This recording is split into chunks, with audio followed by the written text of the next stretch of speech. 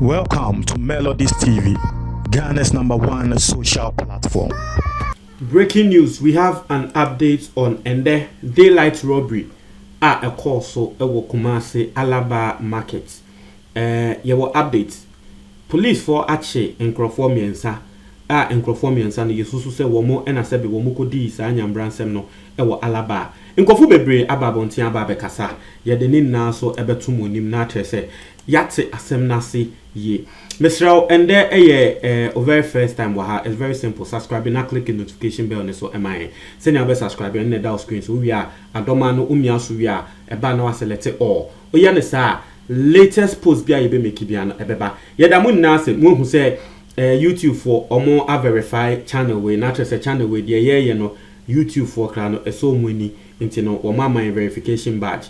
Nina ayamo and not just a more boy.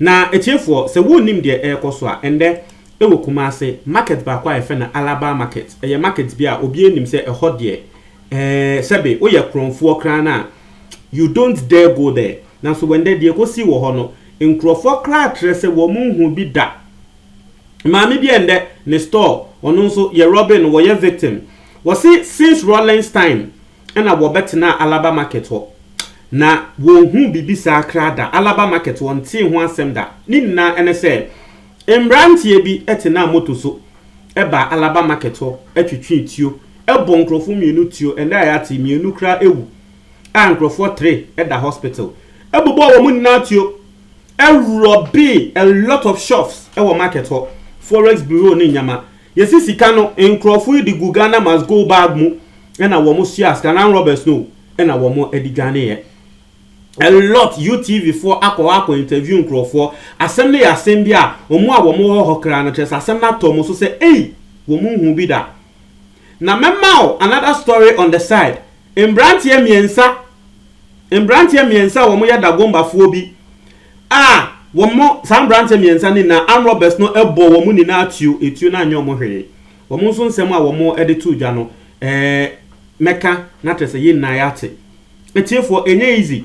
But breaking news at Eba and they say Apostle arrested 3 people in connection to this particular daylight robbery. No, now unim abreho sem NSS anko for 3-year police for achi omui. Ghana mratre say uchi obi say wo kun nipa krana. You assume the person is innocent until proven otherwise in court. It yes Apostle for achi nkrofo miensa way. So right now we will say they are suspects. We say they are suspects. But suspects are here bo mudin wo tie wo mudin na wo hwe wo mu agent so a enye easy. Ghana ni bi nso endra wo frame wo kan say no em so send me audio me de betu ja. Suspect no ba ko din eye Hamza Nuhu we di 22. No oni police for no ko ye gidigidi nti aposi for no bonitio e wo ne nan mu. Hamza Nuhu 22. Another suspect so din Salifu Idrisu etiefo with the 18 years. The last suspect so your friend Ali Razak also with the 18. Look at these people. Young guys 22, 18. When they are more as suspects who went to rob our Alaba market. 22, 18. No more cretio futio. For me, I have told you, I have lived in Kumasi for 4 years, Ashanti region for 4 years. Age where I am not surprised.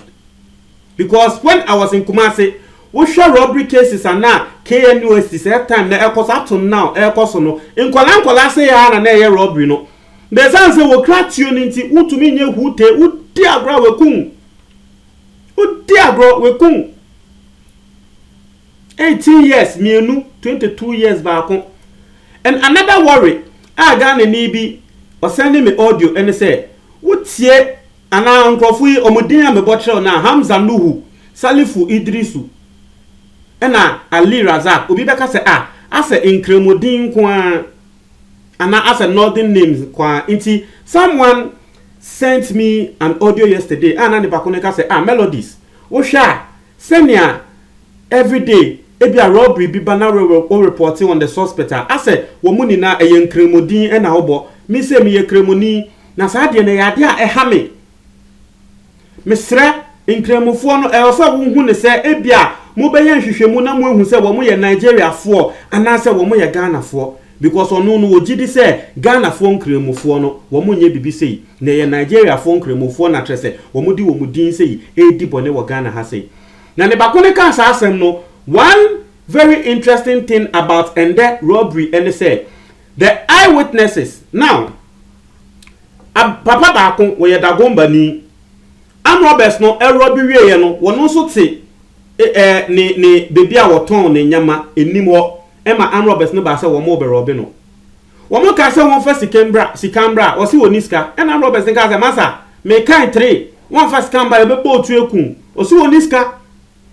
am robbers ne kan 3 omo bo ni tuo 1 2 ne fu ne boso left side ne boso right side etuo na nka no etuo na anye ne hute ehɔ na wɔkɔso etuo ni mu na roba ne gye ne hu na roba ne dwane because na roba ne hu sɛ papa wa bɛn ne ho papa ne nso kan ɔhene ba media ɛkɔ interview no kan ɔse yes Ofiri Dagomba na we dware a wasan so asra nti etuo de woto na enka no he's not the only person woni ni nuanom tu omo nia so ye bo bi atuo anka wo bia na papa ne kra wo tre mu a but tre said this is not the first time onu BBC ato no first no ko eye Ivory Coast kwan so a wokon so eno so saa ye koye ne saa be sense we dware nti ye bonituo eno so anka no na papa ne num asem a wo ka ene se wo tie nkrofo ne kasa a wo mo eka wo mo brofo a wo mo ka na wotumi hu ne se eye Nigeria brofo no mo ka inti won there is a link to sa audio na Ghana ni no esene me no but you see the thing is ebetumi aba say it is a fake accent ebetumi aba say ba ko na hyeda an robbers na because mate say ya de a wo mo ye wo mutumi hyeda esia Nigeria fo drofo no mo ko robbery no mo aka nti eno no oti abeka say we de Nigeria fo na so be ko no e Ghana ni pure but kasa na mo ka ne de na papa no a esanse wo mo ban no bo ni tuo a anka ne nti wo say kasa na mo ka ne de na ye Nigeria fo accent anyo no kwa ni other one ni other pe na ni nua ba ko no so ni ye ejuma ono so ye bo ni tuo ni bi anka no bo no ne de no be so ka say Nyankopon ansa na ni nua we be ka say masa ye dware ya ben ye ho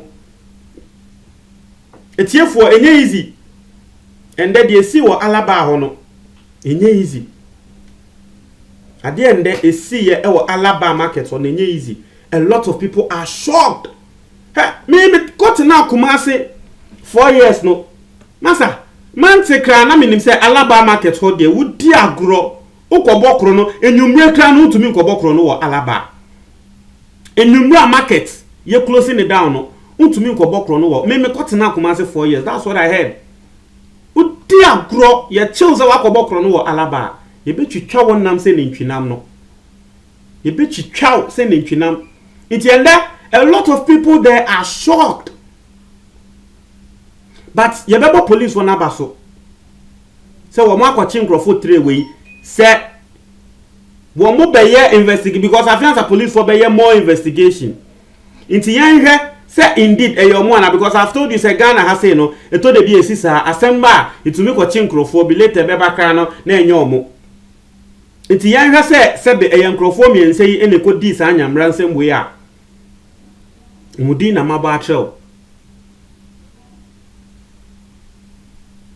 Masa. And what we are hearing, first when I reported no more case 4, what we are hearing say in Gofunika no more 6. There were other people playing other roles. Because some robbers no more basana. Sebe, enye wo mu ni na no mo de omoni kosi sika ne so say ye robe. Ebi mo ebehwe akire. Eti de atene kra ne say wo mu de motor stray ene baaye. Wo mo tena so 2. Mudu ya na AK-47 or chinye pa do baby or shoot them all hey tumika shoot them all nia ebu bon krofutio omo me dwane fi omo shop dwane ye u dwane fi shop ni be rawa ye ni baby bia wo kipiska ni afaska no se wuja wo phone ana obi bi wo ho a ni afa no so aka ho the state of security in this country, masa baby a keka kono ya hwe ne ya ye nti asem de o masa baby a keka kono enye easy o masa odiye asema na ka mebe kano odiye eliko asemeka but chale asemo enya asem bia eya agro enye fedi agro. I've told you, it's as if these armed robbers, there's something empowering them, because social places are to me when they say very difficult. F1 try in just say they are doing even more than what we think they can do. Earlier today, earlier today I reported baby a checkpoint NDC parliamentary candidate in a campaign convoy. Baby a woman say a police checkpoint, obi anim say police checkpoint no. Enumre and Roberts akwako jina ho attack NDC parliamentary candidate no ne convoy. Enye easy o. Masa, mo tell my comment box ni mo.